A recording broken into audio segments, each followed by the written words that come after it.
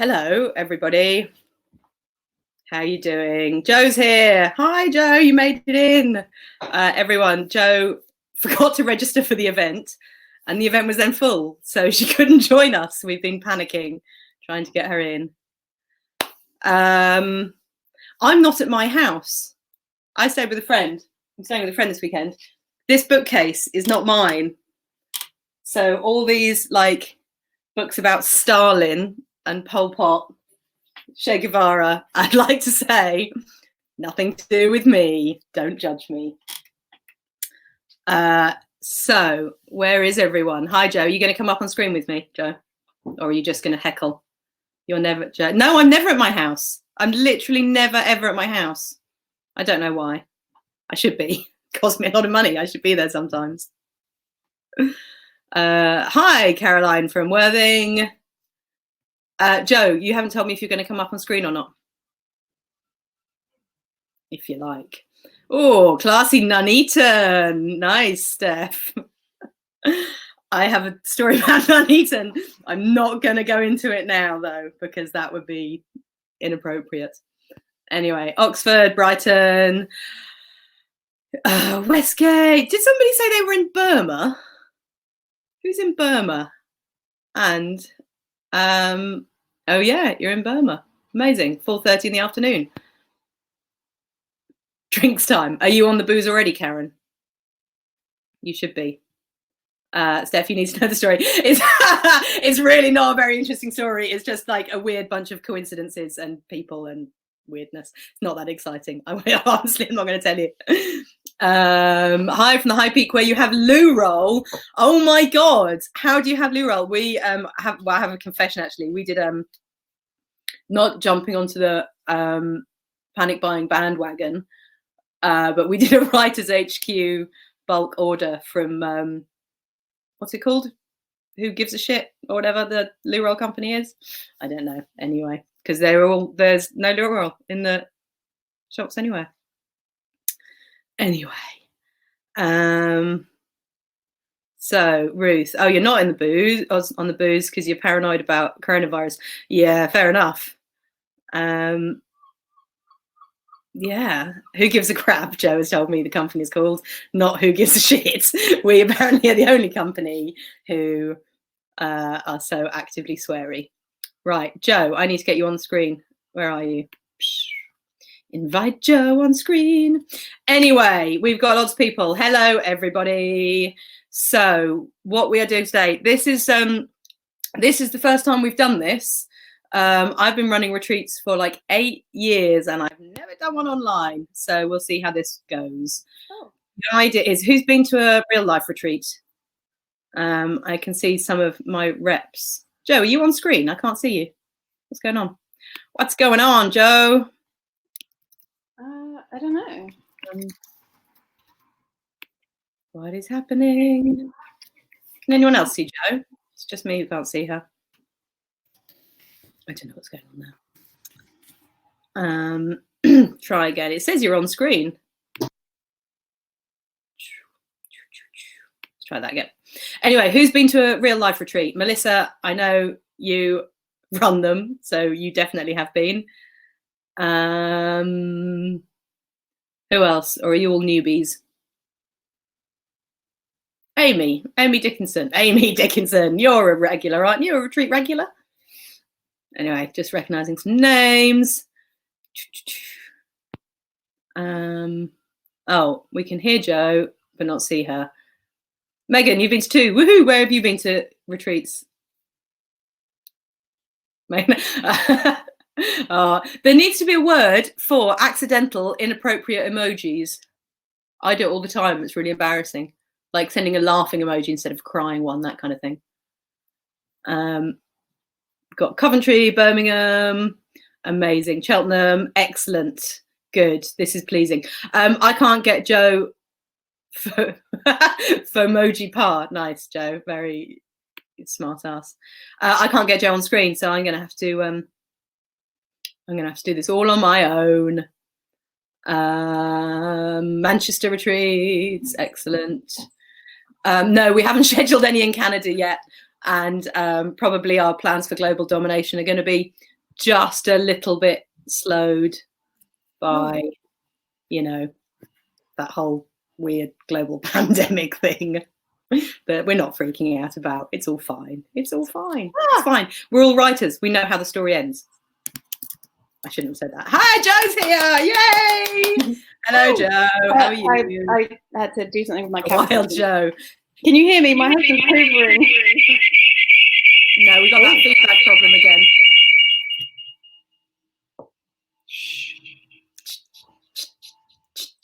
It's okay? No. No. Okay, I'm booting you. Okay, I've booted Joe. I don't know. This is, for those of you who are not familiar with Writers HQ, this is fairly standard technology bollocks. Joe, you need to turn your mic off. Joe? Now I sound like some kind of Dalek-y thing.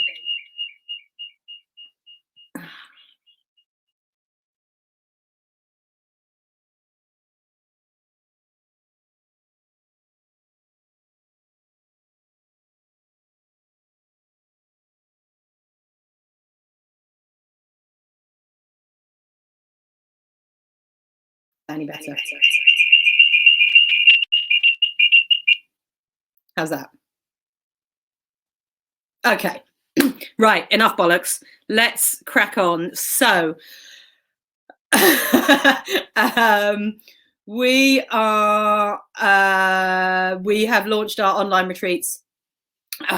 We haven't had to cancel our real life retreats yet, but I suspect it's coming in the pipeline, or as we call it at Writers HQ, the Pipilini, for reasons we don't know why it's called that. So we decided we're going to try and do some online ones just as a kind of replacement while we're all, you know, social distancing and all that. So if you haven't been to a retreat before, the way it works is at the beginning, we speak to everyone, we find out what you're working on, what your target for the day is. We quickly talk over any blocks you might have. And the reason we do that quickly is because the focus on the day is writing and not talking about writing, as much as we all love talking about writing.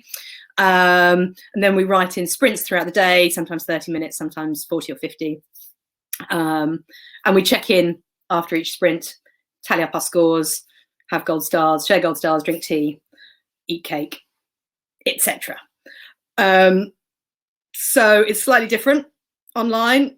We'll get all your targets, your goals for the day in a minute. And then I'm going to set you free into the wild world. And you can set your own timed sprints. There will be a check-in. Joe, where are the check-ins? Twitter or the forums at 12 and 2. So either be on Twitter or on the forums at 12 or 2 and tell us how you're doing. And then we'll come back here for another webinar, which is a stupid word and I hate it, at 4 o'clock. And we'll do a bit of a debrief. And then that's basically it. Hopefully you will have all written a buttload and that would be great. Are we going to post you cake?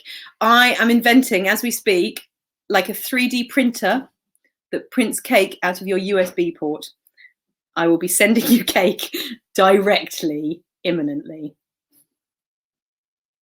I'm not. I'm afraid you have to provide your own cake, your own caffeine. I mean, honestly, what's that about? And coffee. Yeah, I don't drink coffee. I'm not even allowed to make coffee. My coffee is so awful. Digital cake. In fact, it's a bit of a running joke that I don't have any coffee making facilities in my house, and I haven't had for years. And two of my really good friends are always coming around going, "Where's your coffee? Where's your coffee?" And it took. I just keep nearly saying really inappropriate things today. I'm going to stop. Right. No, quick, backtrack, talk about writing. So where are we? Everybody tell me what you're working on and what your target for the day is. Joe, I'm going to try and get you back up on screen and see if we can see if you've got any heckling. Do muffins count? Yeah, have they got sugar in them? In which case, yes, they definitely count. Sugar is key, unless you're diabetic. But yes, I would say muffins fall firmly under the cake category. Joe, I'm just getting a big sign up saying that you've been rejected. Joe, you're rejected. Saika, is that how you say your name? Sorry. 4 Seasons for your novel. Cool. Is that Joe's here? Are we going to echo like really darling? It works! It's working! Joe! I did settings and things and it's fine. Oh no. Okay. Hi. So, hi. Has it got to be? Hang on. So many questions. I'll look at the questions. You talk shit. I'm okay. No, it's too fast. Chat so fast. Okay, we have blog posts. We have 1,000 words on a new work in progress. We have essays. We have pictures and episodes of a TV show. Oh, wait, Kerry. No, it hasn't got to be fiction. It can be anything you like, as long as it's words. Words, or even like plans and ideas.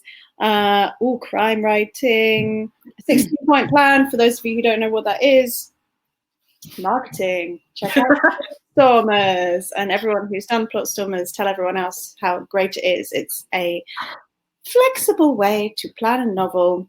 I will find a link in a minute. Let me tell you about plot stormers. When Joe and I were just running retreats, and we're sort of vaguely talking about starting Writer's HQ as a thing, and I was working on a book, and the plot had been driving me mad for years, and I basically woke up one morning and went, I figured out how to do it. And I phoned Joe and I went, I figured it out. And then I wrote the 16-point plan, and we were like, we're going to write a course.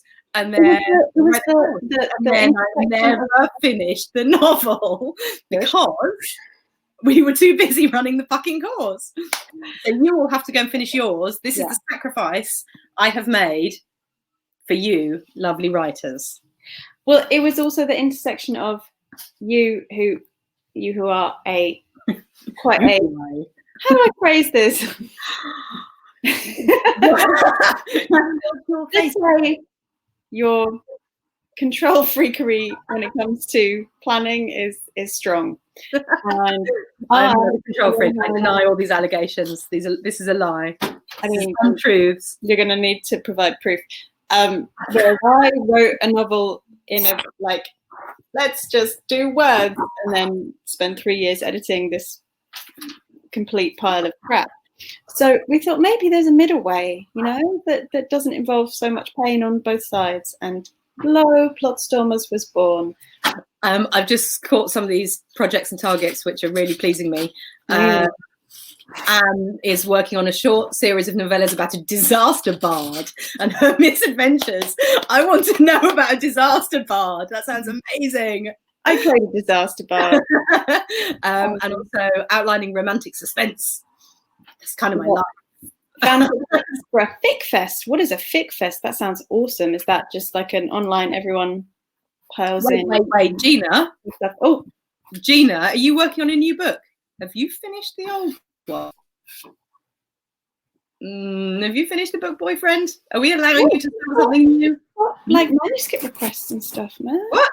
How have I missed that? Okay, you're up. We have so many successes in Writers HQ. Our students are constantly going, hey, I won this thing. Hey, I've just got an agent. Hey, this is happening. We're losing track. You finished it like a boss. Well, there we go then, Gina. I retract my passag. Not even passag, just ag. So we got plays, we got flash fiction, we got sci-fi, we got novellas, we got everything. Everything. And this is what a retreat is like. Everyone's doing completely different stuff. Ooh, a plot storm, a bit of time travel for my heroine so she can smash her own glass ceiling in her Foucaultian fairy tale. That's really good.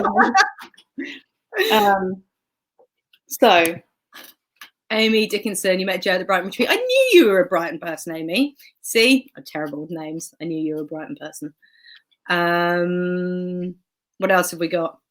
Some YA dystopias. Oh, mate, all you dystopia writers, I really feel for you right now. It's not an easy time for dystopia writers, is it?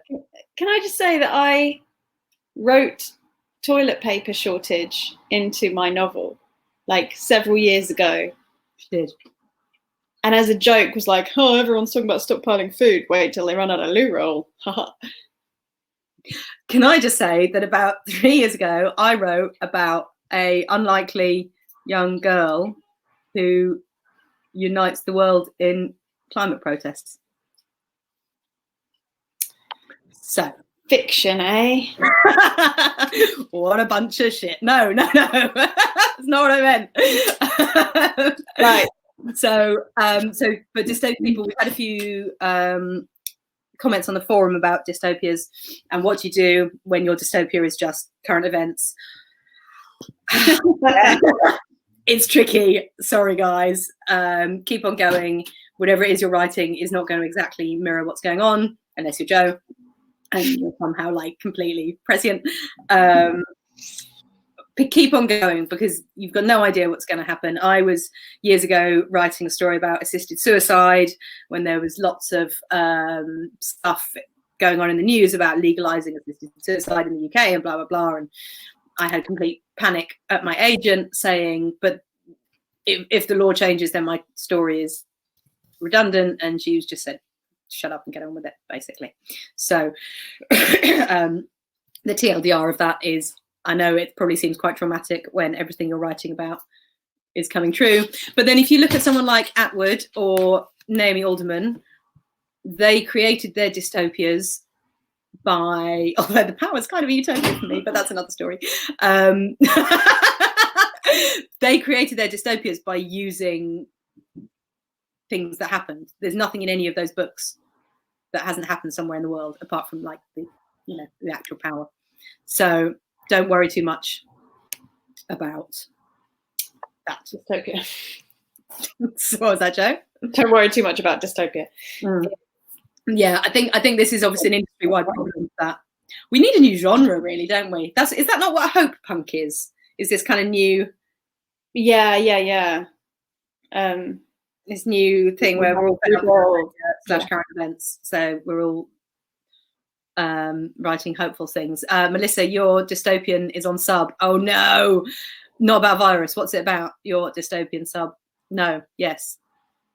They're the words. I'm not even saying actual coherent words right now. Yeah, that's a really good point. Nikki happens to me all the time, and I write crime. Like, yeah, I mean, we write about what exists, and yeah, we write about imaginary things as well, but most things have a grounding in some sort of reality, don't they? And yeah, very good point, Ruth, as well. Yeah, the dystopia we've been writing about dystopia for quite a long time, to be fair. A lot of sci-fi came out of the 50s, Cold War kind of, world is ending. Yeah, and that's all the sort of fin de siècle stuff as well, isn't it? It's all just a response to what's going on in the world, and this sort of horror of what we're seeing going on around us. Yeah, I'm quite excited because I'm just bleak. I'm quite excited for what fiction's going to come out of this period. It'll be really interesting. Right, just the pandemic books out now, because there will be a slew of them in there will be a slew of pandemic. I wonder, will it be so direct, or will it be a bit more kind of that magical realism style of we're tackling this problem in a really oblique way? Yeah, I think a lot of absurdism comes out of existence. Yeah, just extreme events that we can't process, and we can't comprehend them, and we can't really talk about them yet. So they come out. Look at all the absurdist wartime fiction and films, like even Jojo Rabbit. If you've seen that, we still can't talk about this stuff, really.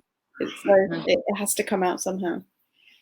I'm just thinking of some of these other targets. Kerry, is this the title of your book? Fat Mary and Florence the Trouser Lady, the wonderful women of Adelaide Crescent. So good. So good. Right. Okay, so guys, you told us what you're writing. Has everybody given us a target for the day? So the targets we want are word count, page count if you're editing or writing a play.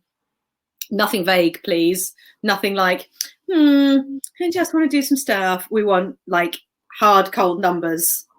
It doesn't have to be words, though. It could just be, I want to finish this chapter, or I want to edit this section, so it can be vague but tangible.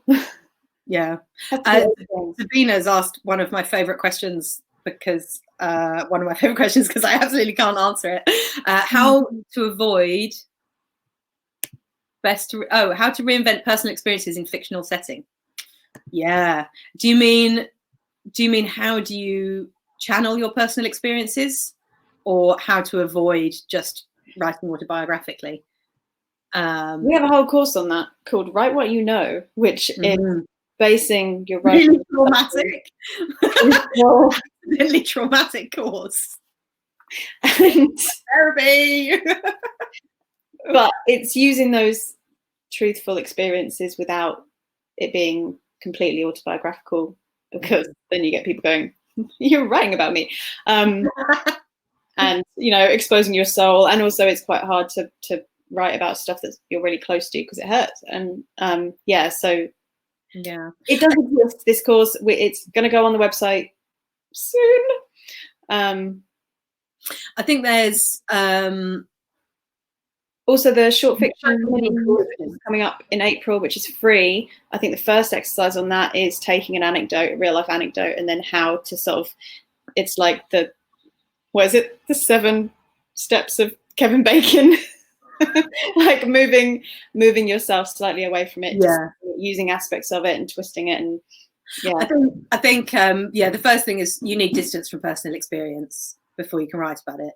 And I think you need to decide, you either write about it directly, in which case you need to accept that you're writing memoir or sort of creative nonfiction, or you sort of have to do that weird writerly thing where you kind of pretend that you're your characters. Am I the only one who does that?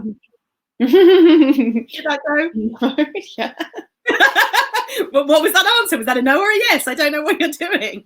What is this face? Give me an answer. In public? In private. Yeah, okay, good. So you do that thing. You do that thing where you pretend that you're your character, and you're like, if I was so and so, what would they do? And it's just a part of you, isn't it? It's just another facet of you, and naturally you're going to bring those experiences into it. I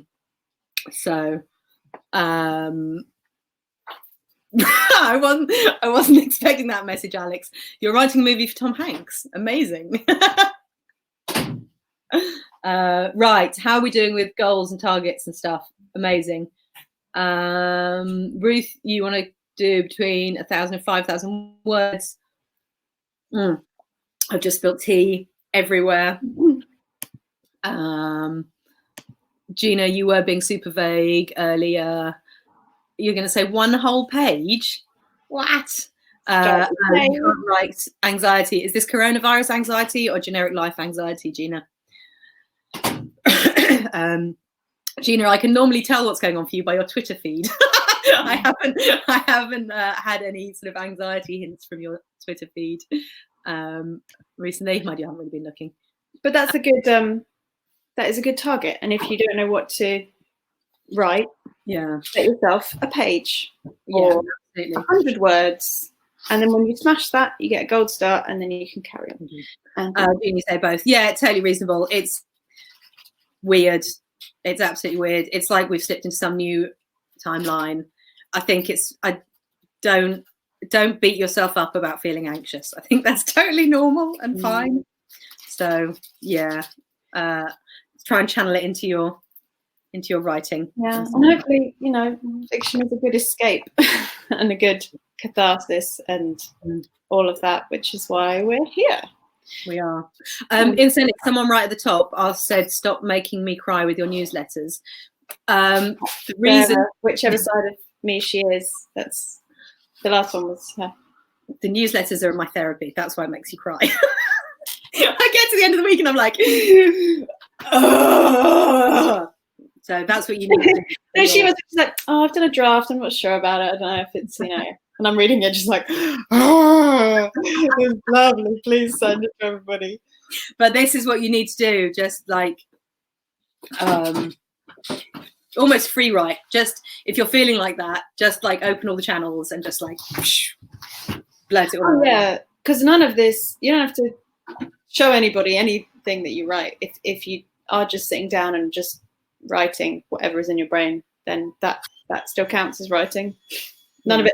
Very important caveats that we do at the retreat. We're not I completely missed my finger then.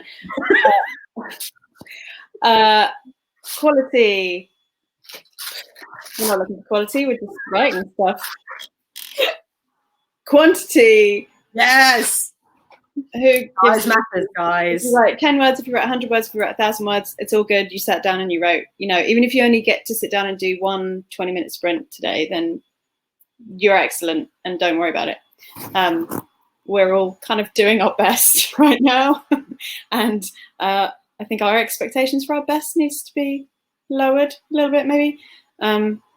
So that's our motto, isn't it? For yeah. Lower your expectations. Lower your expectations. And one thing we say at retreats, which sometimes blows people's minds, which I'm always really surprised by, is that your first draft is allowed to be really, really shit. And people go, what, really? Yeah. Who writes a perfect first draft and who writes a finished piece of work right off the bat? It just doesn't happen. And I think you don't usually see behind the veil of a writer.